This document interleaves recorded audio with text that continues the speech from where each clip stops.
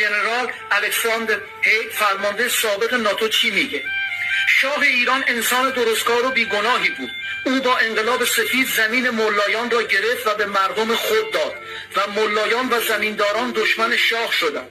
ما به شاه ایران خیانت کردیم. من سلطنت طرف نمیگم، ایشون داره میگه. ما به شاه ایران خیانت کردیم هنگامی که ژنرال رابرت هایزر بیش شرف معاون ناتو بدون دستور و اجازه من برای حمایت از خمینی به ایران سفر کرد. پیش از بازگشت هایزر به آمریکا من از مقام خود با عنوان فرمانده ناتو استعفا دادم. باریکلا، چه انسان با پرنسیبی بوده. باریکلا.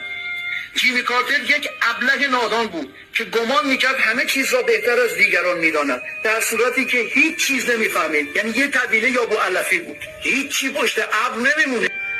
اون مرد بهش خیانت شد، به شاه خیانت شد، از درون و برون بهش خیانت کردن.